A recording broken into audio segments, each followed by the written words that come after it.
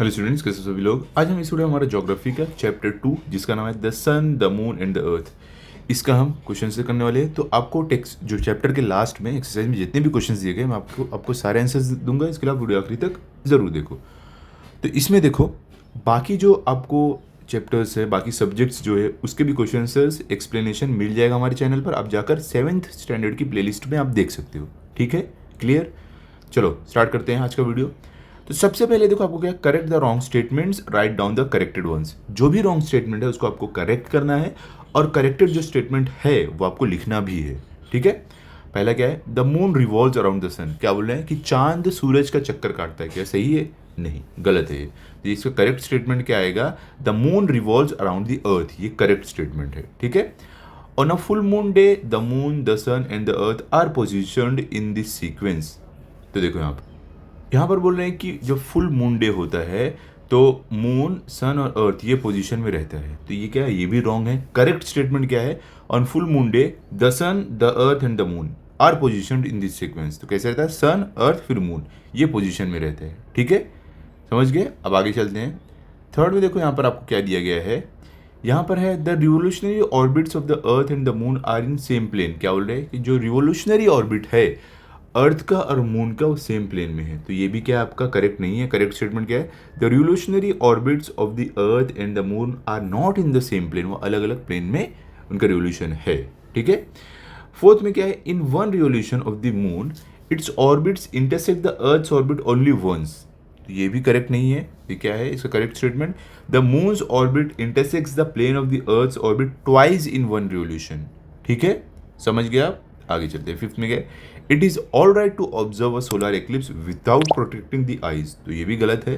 Correct क्या है, it is harmful to observe a solar eclipse without protecting the eyes. मतलब जब भी सोलर एक्लिप्स हो, जब ग्रहण होता है तो वो टाइम पे क्या करते हैं, हमें कुछ स्पेशल ग्लासेस यूज़ करने चाहिए पहनकर उधर देखने के लिए, नहीं तो आँख खराब हो सकती है। ठीक है। अब आगे क्या है, सिक्स में आपको यहाँ पर है, an annular solar eclipse occurs when moon is in a perigee position. तो ये क्या है, ये भी फॉल्स है। आंसर क्या है, an annular solar eclipse occurs when the moon is in the apogee position.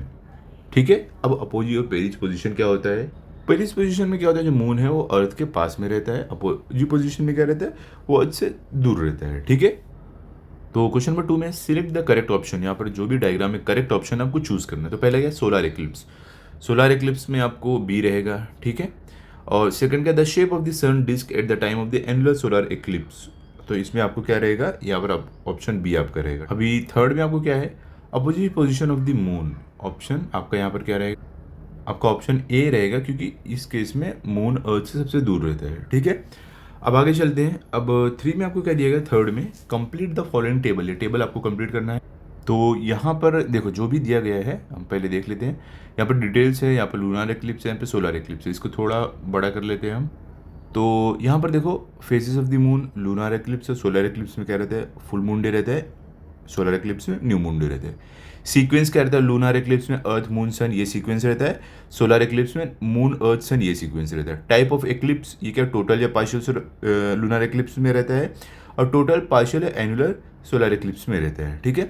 Maximum duration of the total eclipse, कितना टोटल टाइम ये एक्लिप्स रहता है। तो देखो लूनर एक्लिप्स में 107 मिनट तक रहा है मैक्सिमम, सोलर एक्लिप्स में 7 मिनट 20 सेकंड या 440 सेकंड्स रहा है मैक्सिमम। ठीक है, समझ गए। अब चलो आगे चलते हैं।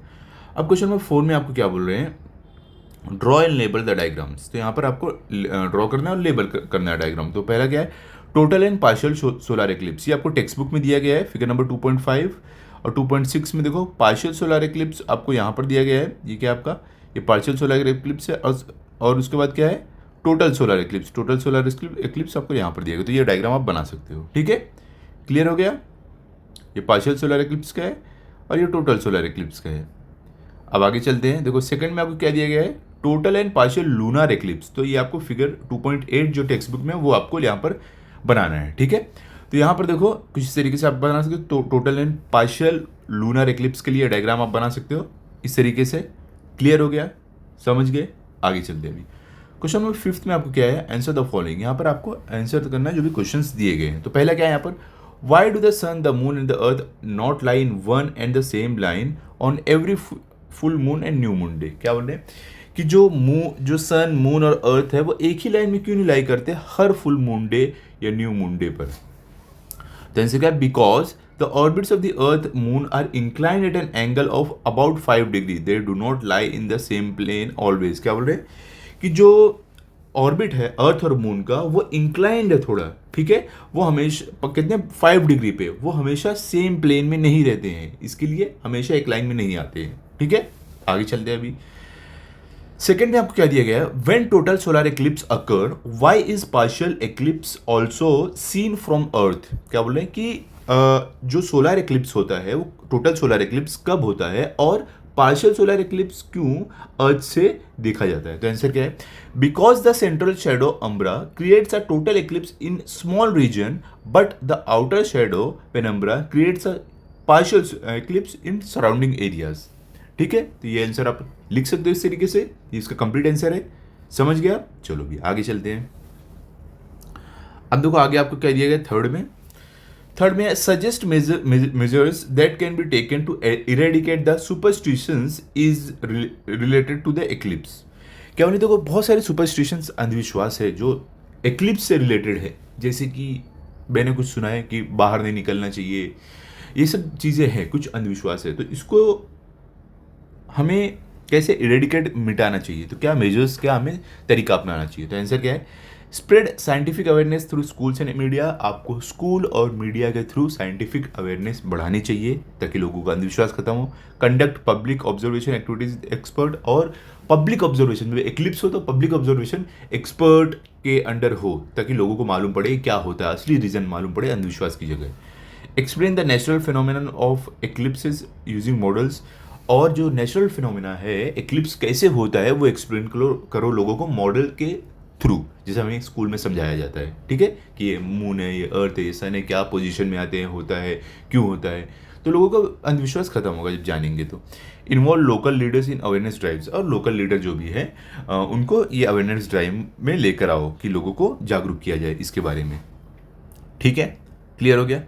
अब चलते हैं हम फोर्थ पर। फोर्थ में क्या दिया गया है, What precautions should we take while observing a solar eclipse। क्या बोल रहे हैं, हम जब सोलर एक्लिप्स ऑब्जर्व करते हैं, देखते हैं, तो हमें क्या प्रिकॉशन लेनी चाहिए, क्या मतलब हमें सावधानी लेनी चाहिए। तो आंसर क्या है, यूज़ स्पेशल डार्क ग्लासेस और सोलर फिल्टर्स। आपको स्पेशल डार्क ग्लास यूज़ करना है जब आप सोलर एक्लिप्स जब देखोगे, या तो आपको सोलर फिल्टर्स यूज़ करना है, ठीक है, ताकि आपके आँख पे असर ना आए।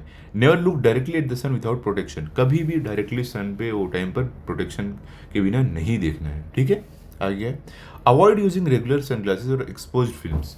जो रेगुलर सनग्लासेस होती है, एक्सपोज्ड फिल्म होते हैं, वो आपको यूज़ नहीं करना है, ठीक है। क्लियर हो गया। तो ये आपको प्रिकॉशंस लेना ज़रूरी है एक्लिप्स के टाइम पर, ओके। अब आगे क्या देखो, फिफ्थ और लास्ट क्या है, What type of solar eclipse will occur in पेरिजी condition. क्या बोलते हैं, जब पेरिजी कंडीशन में मून होता है तो वो टाइम पर क्या टाइप का सोलर एक्लिप्स होता है। तो आपका आंसर क्या है, टोटल और partial solar eclipse will occur when moon is in perigee closest to earth. देखो पेरिजी मतलब होता है क्लोजेस्ट टू अर्थ, ठीक है, जब एकदम अर्थ के क्लोज रहता है मून। तो ये कंडीशन में कौन सा एक्लिप्स होता है, आपका आंसर में क्या लिखना है कि यहाँ पर टोटल या पार्शियल सोलर एक्लिप्स होता है। क्लियर हो गए, समझ गए आप। ये आपका कंप्लीट हो गया है इस चैप्टर के आंसर्स, जितने भी थे हमने क्वेश्चंस के आंसर्स लिख लिए हैं। तो आई होप हर एक चीज़ आपको अच्छे से समझी होगी। आप इसको अच्छे से लिख लो, लर्न कर लो, ताकि अगर आपका टेस्ट हो तो आपके फुल मार्क्स आए। मिलते हैं अगले वीडियो में। अगर आपको वीडियो अच्छा लगा हो तो इस वीडियो को लाइक करो, अपने सभी दोस्तों के साथ शेयर करो और चैनल को सब्सक्राइब करो। Thank you.